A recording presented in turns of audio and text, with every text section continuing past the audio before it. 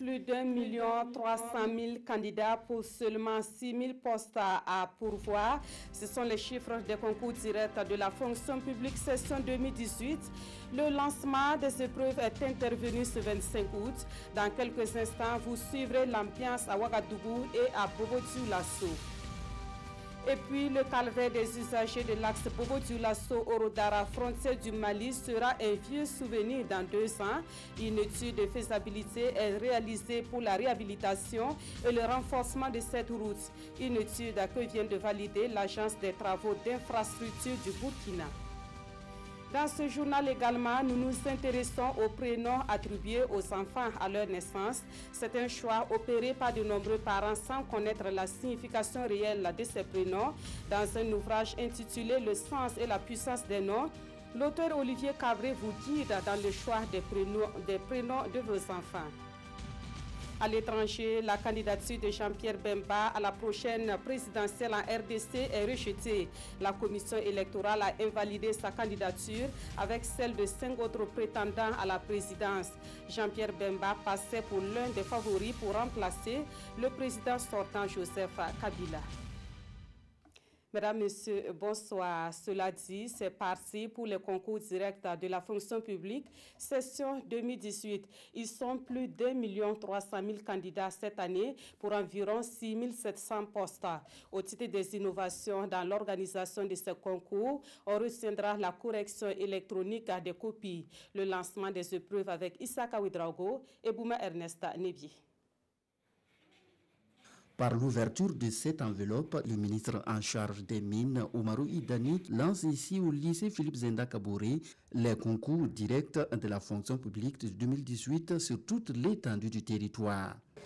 Je le fais au nom de mon collègue de la fonction publique, du travail de la protection sociale.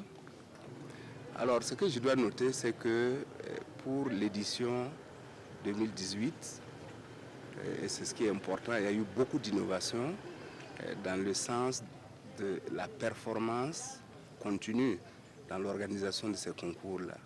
Cette année, ils sont encore nombreux les candidats qui prennent part à ces concours directs de la fonction publique.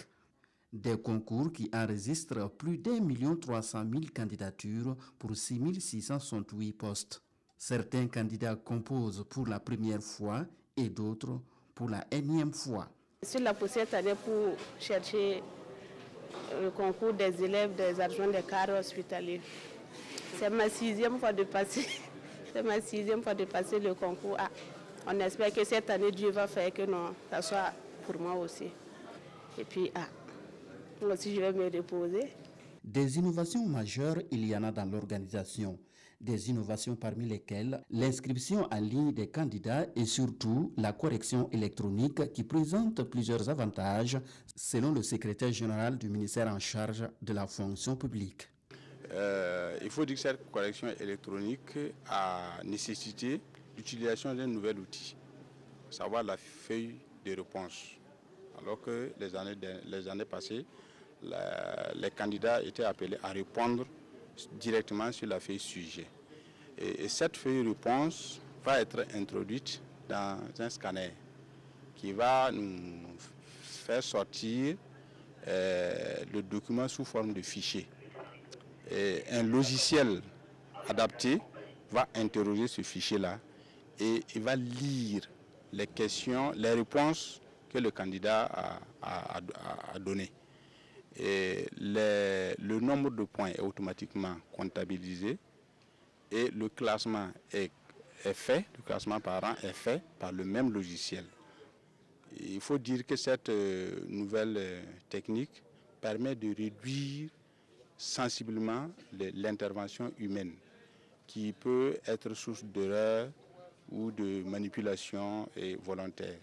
Les premiers résultats de ces concours sont attendus dans un mois. Du côté de la région des Hauts-Bassins, ils sont plus de 123 000 candidats à l'assaut des concours directs de la fonction publique cette année. Au regard du nombre élevé des candidats, le comité d'organisation a identifié 16 établissements et mis en place 24 jurys. Selon le constat fait par nos équipes sur place, les épreuves ont bien démarré ce matin avec les 6 concours au programme. Karim Ilboudo et Karim Sissi. Nous sommes dans l'un des centres de composition des concours directs de la fonction publique session de 2018. Il est 6 heures et les candidats sont déjà en salle. Rodrigue Somda est candidat au concours des gestionnaires des hôpitaux. Il dit être prêt pour la composition. Nous sommes là pour ce matin pour le concours. On a beau intervenir, le jour est arrivé, on va faire de notre mieux. C'est ma 4e fois de faire le concours. J'ai commencé mes concours en 2015, 2016, 2017 et cette année 2018, 4e fois. Cette année, en tout cas, je souhaite que ce soit mon année. Voilà. Pour cette première journée de composition, 6 concours sont en lice. Il s'agit des administrateurs et des gestionnaires des hôpitaux, des adjoints des cadres hospitaliers, des conseillers et des assistants en gestion des ressources humaines et des technologistes biomédicaux. Et de l'avis du président du comité régional de pilotage des concours dans les Hauts-Bassins, tout se déroule normalement. Pour ce premier jour, à part quelques candidats qui ont eu quelques soucis en matière d'anonymat, notamment comment il fallait noircir la case réservée pour le volet de leur récépissé. À part cela, vraiment, il n'y a pas de grands problèmes.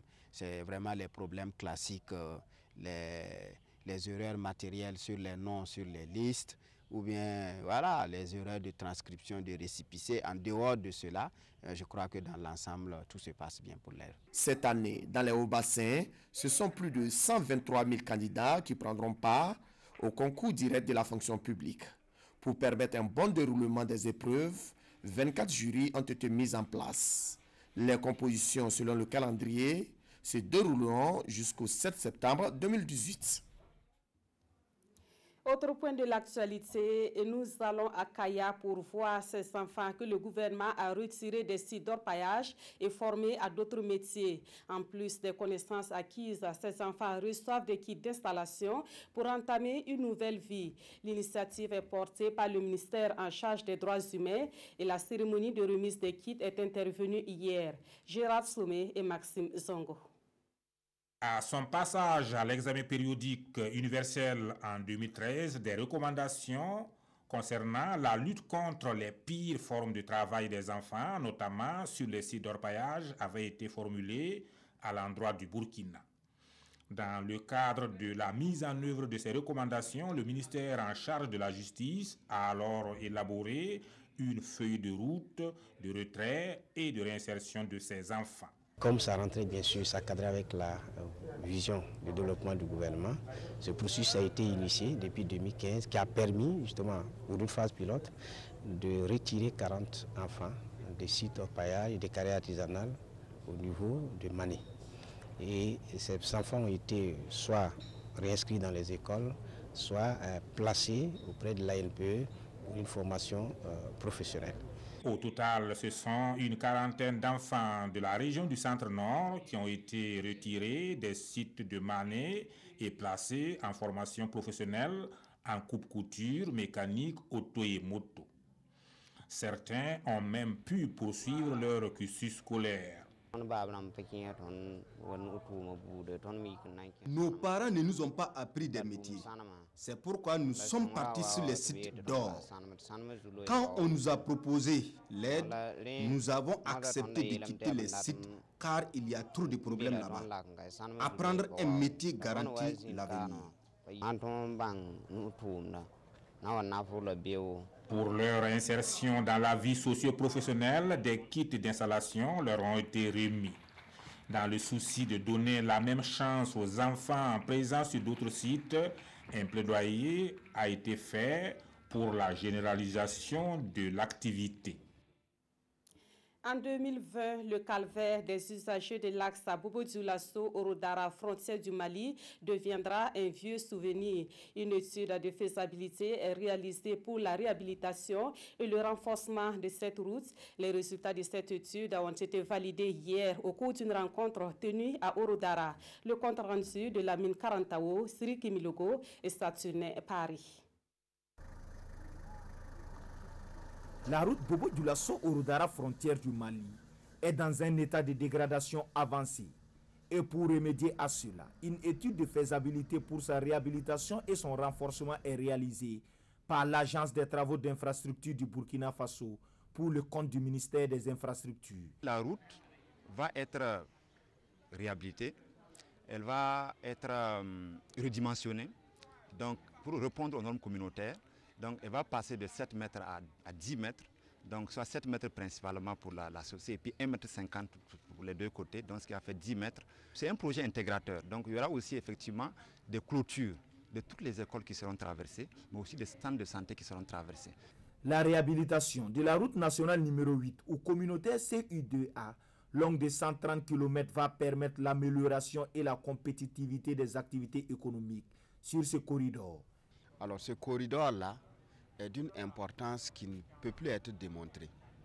Alors un axe de cette envergure-là a besoin d'être tout le temps en bon état pour permettre que la circulation soit davantage fluide, d'une part entre nos deux nations, donc le Mali et le Burkina Faso, mais au-delà permettre aux producteurs de pouvoir évacuer le plus facilement possible leur production. Prévu pour débuter en 2020, les travaux d'aménagement sur ce tronçon Bobo-Dioulasso-Orodara, frontière du Mali, seront financés par l'Union économique et monétaire ouest-africaine UEMOA, à travers son programme d'action communautaire des infrastructures et transports routiers.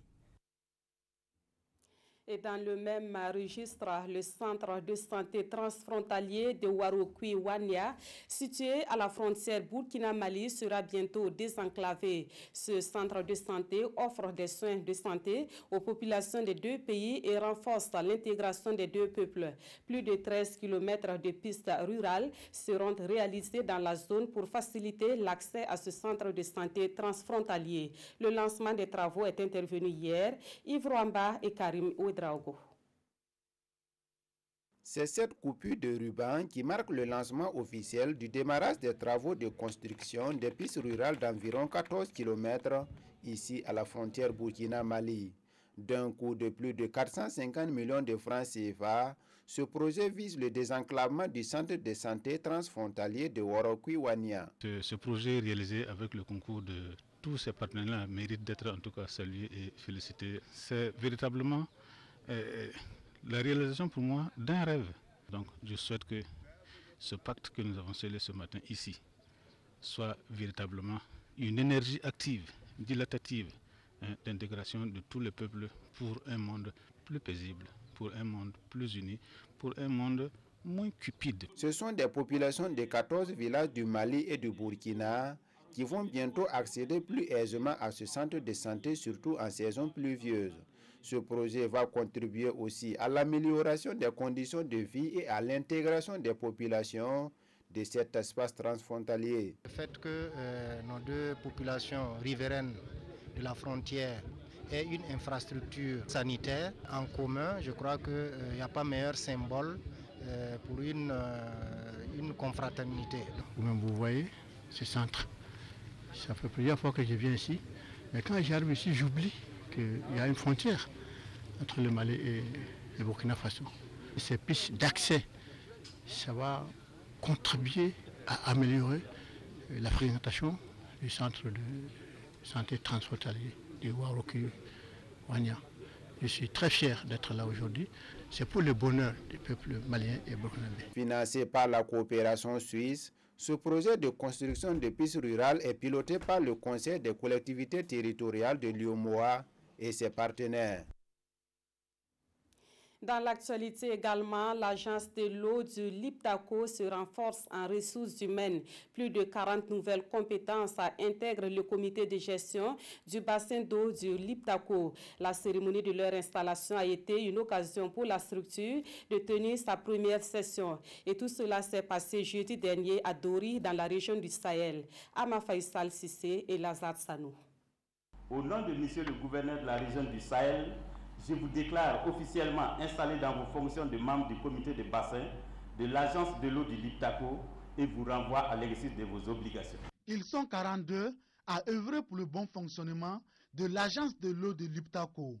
Dans cette nouvelle mission, les nouveaux membres peuvent être rassurés du soutien des autorités. L'acte que nous venons de poser ce matin entre en droite ligne dans la politique de l'eau au niveau de l'agence de l'eau du Liptako. Et nous avons saisi cette occasion-là pour les inviter à tout mettre en œuvre pour que la politique nationale de l'eau au niveau du pays puisse être réelle dans cet espace au niveau du territoire. Pour y parvenir, ces membres du comité doivent redynamiser la structure. La première session est donc consacrée à la formation de la nouvelle équipe. Donc ce que nous attendons des nouveaux membres, c'est qu'ils puissent aider l'agence de l'eau à grandir et à être plus opérationnels sur le terrain pour mener à bien un peu la politique de l'eau du gouvernement. Donc en cela, nous entendons que les membres du CEV aident l'agence de l'eau à bien sûr sur le terrain en ce qui concerne les différentes contributions ou alors l'application des différents principes, notamment préleveur-payeur, pollueur-payeur. L'aide du jour d'abord, c'est la formation des membres. C'est la formation des membres. Je pense qu'il y aura quand même quelques petits amendements sur certains textes. Bien sûr, c'est pour permettre le bon fonctionnement du comité de bassin. L'agence de l'eau du Liptako est créée en 2011 à Dori. Le bassin hydraulique couvre environ 48 600 km² dans 4 régions du Burkina Faso que sont le nord, l'Est, le centre-nord et le Sahel. Autre point de l'actualité avec cette question, savons-nous toujours le sens des prénoms que nous attribuons à nos enfants? Pas évident selon le docteur Olivier Cabré qui vient de sortir un livre sur le sens et la puissance des prénoms.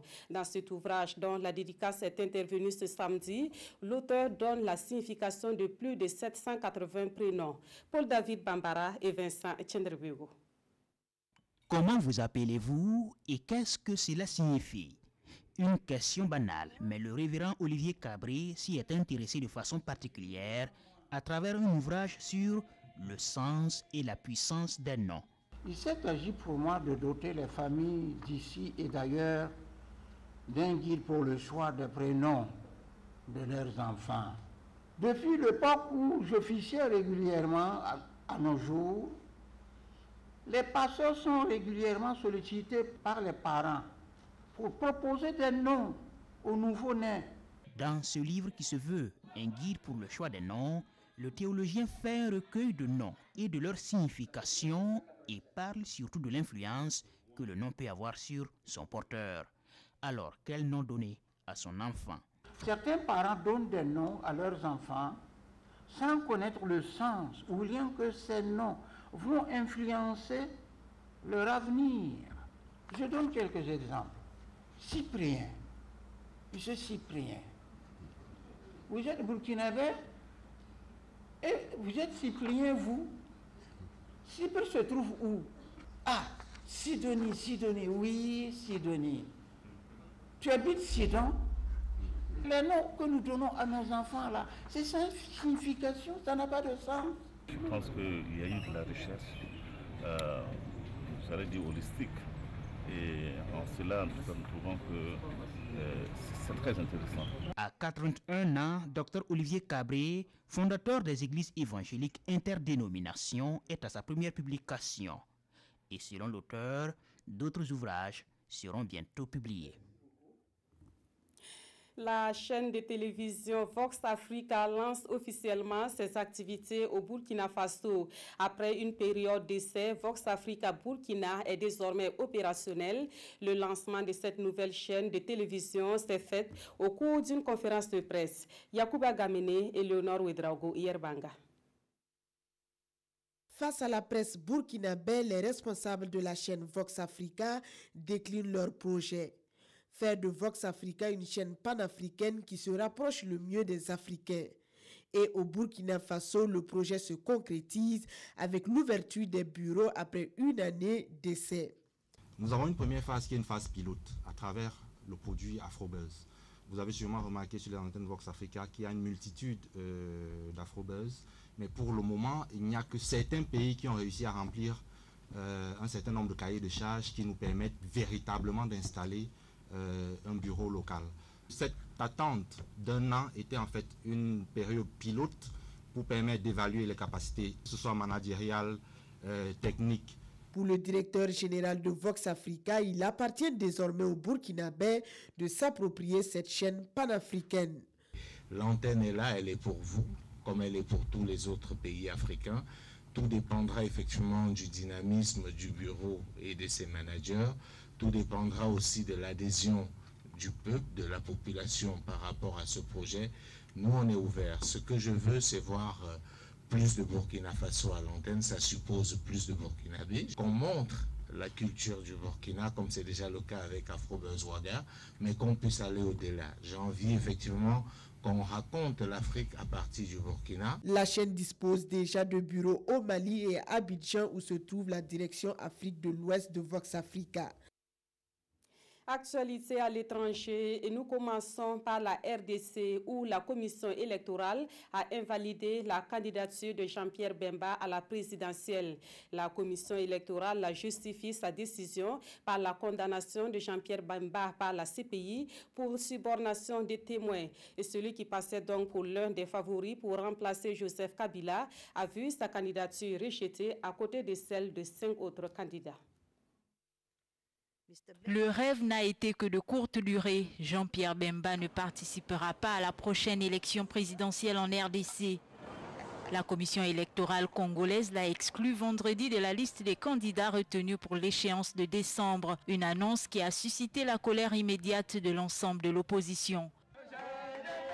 La CENI estime que sa condamnation devant la Cour pénale internationale dans une affaire annexe de subornation de témoins ne l'autorise pas à briguer la magistrature suprême. C'est donc un opposant de poids qui se voit écarté de la course à la présidentielle. Réagissant à cette annonce officielle de la CENI, l'opposition accuse le pouvoir en place de vouloir confisquer le processus électoral. Au total, la commission a écarté 6 candidatures sur 25 à la présidentielle du 23 décembre, entre autres l'ancien Premier ministre Sami Badibanga et Marie-Josée Ifoku, la seule femme de la liste. Au Zimbabwe, la victoire d'Emerson Mnangagwa à la présidentielle est confirmée. Une confirmation faite hier par la Cour constitutionnelle. La Cour constitutionnelle du Zimbabwe rejette ainsi la requête du leader de l'opposition Nelson Chamisa pour qui des irrégularités auraient émaillé le scrutin du 30 juillet dernier. Au Zimbabwe, Emerson Mnangagwa est bien le nouveau président du pays. La Cour constitutionnelle a confirmé sa victoire lors du scrutin du 30 juillet dernier. L'opposition avait déposé un recours arguant de nombreuses irrégularités. Mnangagwa l'avait emporté avec un peu plus de 50% des suffrages. L'ancien proche de Mugabe a promis de relancer l'économie du pays, aujourd'hui au bord de la faillite. Voilà, et on apprend ce soir que l'opposant Nelson Chamisa revendique toujours la victoire à cette présidentielle. Face à la presse ce samedi, il dit être le dirigeant légitime du Zimbabwe. Il rejette donc la décision du Conseil constitutionnel qui confirme la victoire de Mnangagwa. Et puis, le pape François est arrivé ce samedi en Irlande, un pays sous le choc des scandales de pédophilie. Le souverain pontife a dit toute son indignation face aux scandales sexuels impliquant le clergé en Irlande. Les autorités du pays espèrent que la visite du pape suscitera un nouvel espoir chez les victimes. Son discours en Irlande était très attendu. Le pape François a profité de sa première prise de parole en public pour évoquer les multiples scandales liés à l'Église catholique dans le pays. Abus sexuels sur mineurs par des prêtres, enfants nés hors mariage ôtés à leurs parents. Le souverain pontife n'a pas rejeté la responsabilité de l'Église.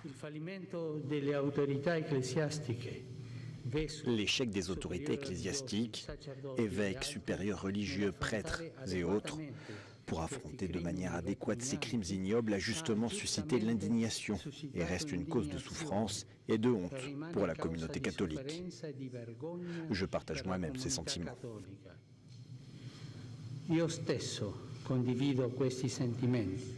À son tour, le Premier ministre irlandais a lancé un appel au souverain pontife et l'a exhorté à assumer l'implication de l'Église catholique dans ces affaires. Il ne peut y avoir qu'une tolérance zéro pour ceux qui abusent d'enfants innocents ou ceux qui facilitent ces abus. Par-dessus tout, Saint-Père, nous vous demandons d'écouter les victimes et ceux qui ont survécu. Depuis 16 ans, ce sont plus de 14 500 personnes qui ont déclaré avoir été victimes d'abus sexuels commis par des prêtres en Irlande. Le pape a promis de rencontrer certaines d'entre elles au cours de sa visite. Et c'est la fin de ce journal. Merci de l'avoir suivi. L'information vous revient à 22h30 dans une présentation de Sanoa Christine Koulibaly. Merci de votre fidélité à la RTV.